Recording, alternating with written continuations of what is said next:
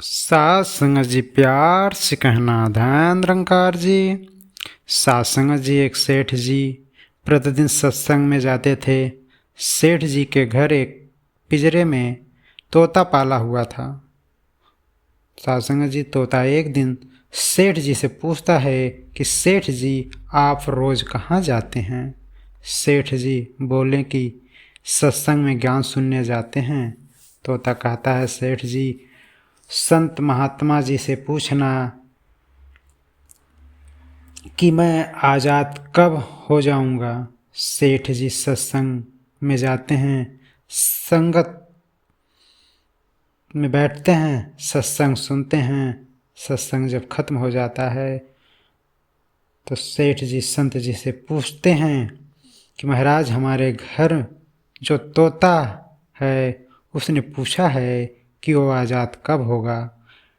ऐसा सुनते ही संत जी बेहोश होकर गिर जाते हैं। सेठ जी संत जी की हालत देखकर चुपचाप वहाँ से निकल जाते हैं। साथ संगत जी सेठ जी घर जैसे पहुँचते हैं तो तोता बोलता है सेठ जी आपने मेरी आज़ादी की बात पूछा। साथ संगत जी सेठ जी कहते हैं कि तेरी किस्मत ही खराब है जो तेरी आज़ादी की बात करते ही वो बेहोश हो गए। सासंग जी तोता कहता है कि कोई बात नहीं सेठ जी मैं सब समझ गया। दूसरे दिन सेठ जी सत्संग में जाने लगते हैं। तब तोता पिंजरे में जानबूझकर बेहोश होकर गिर जाता है। सेठ जी उसे मरा हुआ जानकर जैसे ही उसे पिंजरे से बाहर निकालते हैं तो वो उड़ जाता है।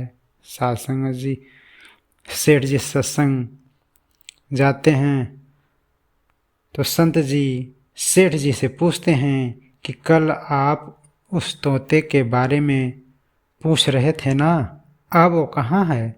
सेठ जी कहते हैं कि महाराज आज सुबह सुबह वो जानबूझकर बेहोश हो गया। मैंने सोचा कि वो मर गया, इसलिए मैंने उसे जैसे ही बाहर निकाला वो उड़ गया। तब संत जी ने सेठ जी से कहते हैं कि देखो तुम इतने समय से सत्संग सुनकर भी आज तक सांसारिक मोह माया के पिंजरे में फंसे हुए हो और उस तोते को देखो बिना सत्संग में आए मेरा एक इशारा समझकर आज़ाद हो गया।